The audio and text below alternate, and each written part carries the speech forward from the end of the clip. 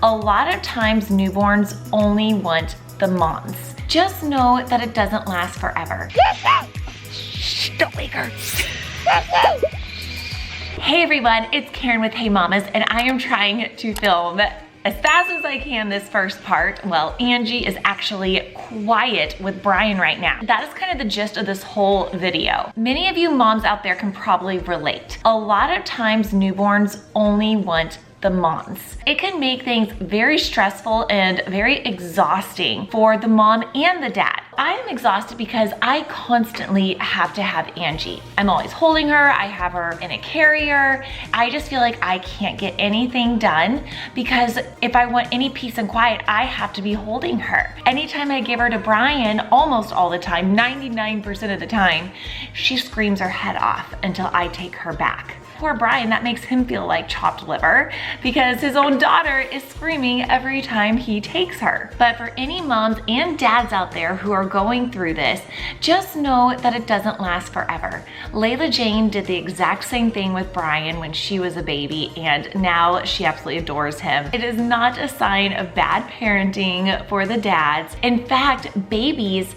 don't even realize that they're not part of the mom until they're like, 4 to 6 months old. They actually still think they are part of you, part of the mom. Obviously, they're gonna get a lot of comfort when you're holding them. And so it's not surprising then that they're not gonna be as comfortable with dad and they're not gonna feel as secure at first. However, there are some ways to try to help ease the stress off the mom and the exhaustion and make it so the baby will be more comfortable with not only the dad, but other caregivers, because it is so important to get your baby comfortable with other people too, so the burden isn't always on you. The first thing that I would suggest is try different times of the day. For instance, Brian is really good at feeding her. So sometimes when I know she needs to eat, I'll give her to Brian so he can give her the bottle. Eating is a very comforting thing for the baby, and if he's able to give her the bottle, he's holding her, he's comforting her and feeding her, and that's a good time. After work and in the nighttime, when she's kind of having her witching hour, I am the only one that can soothe her. So I'm not gonna give her to Brian, even though sometimes I have to. I know that's usually a rough time. I just don't even do it at that time because it's just gonna upset her. Uh-oh.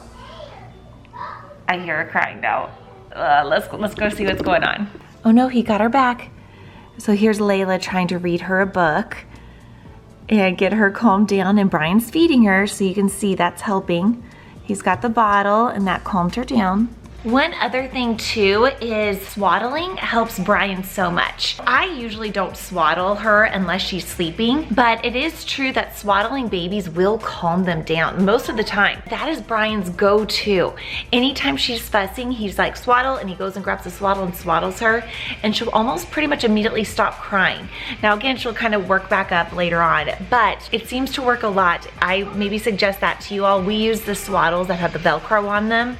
It makes it so easy and so quick to get her swaddled up. Another thing that I like to do is whenever I am going to have to hand over Angie to Brian, I usually like to make sure she has a favorite thing with her or something she's enjoying doing. For instance, a lot of time when I have her happy on her pillow, that's when I'll have Brian come over, and he's not really holding her. He's just sitting there with her, making faces, talking to her, and she's in a happy, good position. She loves her pillow, so I know that's a good time. Also, bath time, she loves the running water. It calms her down, so that's a good bonding thing for them to do together. So again, if there's a favorite toy, a blanket, something that soothes them, try to have that with the dad or the other caregiver that you're trying to get your baby comfortable with. Hopefully, they'll be so happy that they'll kind of be distracted and not realize that their mom is not with them. And I find that works, especially as I mentioned with bath time or with her pacifier sometimes, or when she's happy sitting on her favorite pillow. But she is a little bit young, so she doesn't really have any favorite toys right now, but later on when she does, that's something that I'll use. Okay, so Layla is doing something in here, so I'm gonna go outside and finish filming. Hopefully Angie stays quiet, but then the workers are working next door, so it's a little loud. This is life of a mom. But look, I'm sitting right next to them, so hopefully she doesn't hear my voice. But look how calm she's being. Shh, don't wake her. So she's doing actually really great right now. So see, swaddle and feeding, those are some good things to be doing. My tip number 4 is just ignore it. This is probably the hardest one for me to do because as a mom, when I hear her crying, I want to swoop in and just make the crying stop. That's what a mom does. And I want to help Brian. I just want to make everything better. But sometimes you have to let your baby just be a little uncomfortable. I have to give Brian a chance to soothe her because he can. See, it might not be as fast as I can. No, the swaddle does. Well, I don't soothe her. Anyone can with the swaddle.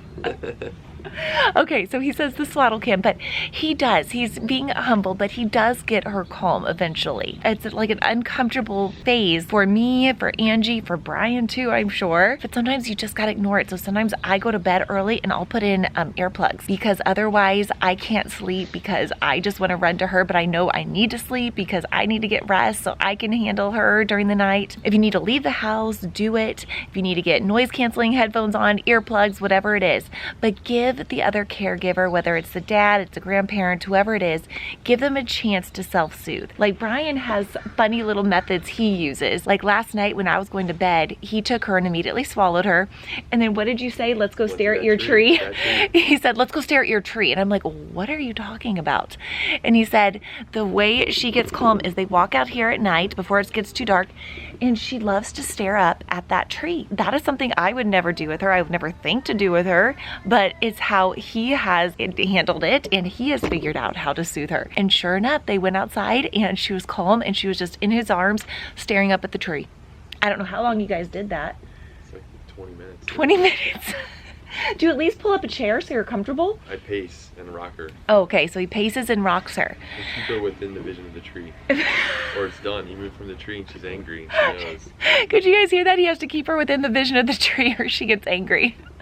So again, it's just like, it's funny ways, but you gotta give them that chance to figure out what works for them. Because what works for me, it doesn't work for him all the time. I hold her up like this and let her look off my back and she will not do that with him. I'll like think I'm being helpful and giving him tips, but he's like, nope, I've tried that, it doesn't work for me. So you just gotta give them that chance. Uh-oh, but then this happens. And Layla, you like to go and be close to your sister, don't you? So I just got Angie to sleep.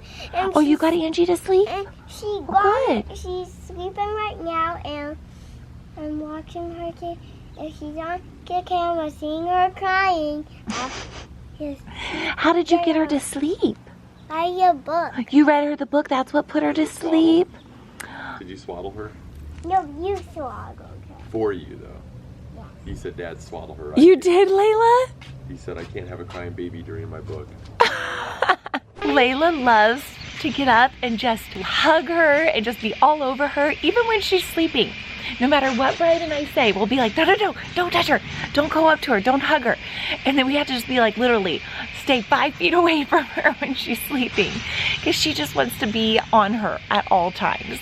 And she wakes her up quite a bit. Now, another tip that I have seen that we have not tried yet, but I actually left a shirt of mine out for Brian last night because I have read that maybe like have like a shirt or a scent or something of the mom to wrap around the baby or have near the baby. So did you notice last night I put my shirt on the recliner? I didn't know that was why though. I just randomly, I should have told him. I left a shirt downstairs for him of mine. I am curious to see if that works though. So maybe we'll test that out later. When she's crying, we'll take one of my shirts and kind of put it around. I love the girl, you go girl. Yeah, let's go power. girls, that book, That's that the shirt. One you want me to wear? Well, no, you don't have to wear it. Oh.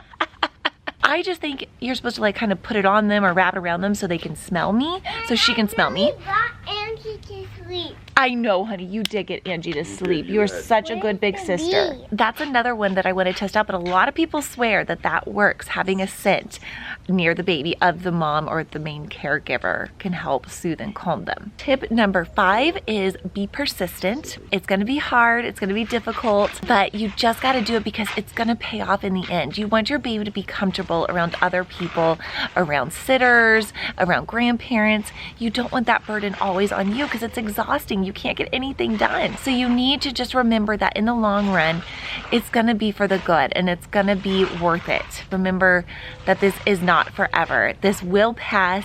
A baby is not like this all the time. Be persistent so you get out of this phase a little faster and it doesn't last as long. You want your baby to be comfortable around other people. You want your dad to be able to hold the baby and feel comfortable too. So be persistent, but just keep in mind that this will pass. So it's the next morning and I just finished getting ready and Angie was crying the whole time. Layla was up with me and I had to resist running down, but Brian's got it handled. I mean, she's still crying, but I thought this would be a good chance to test out the shirt theory. I don't really have much faith in this, but I have one of my shirts. Let's see if having it wrapped around her calms her. She's sweating probably. Come here, baby. Let's see if he's... I think she might be... Oh, are you posing? I think she's too far gone. Oh. Okay, watch this, you guys. I'm gonna take her. Watch what happens.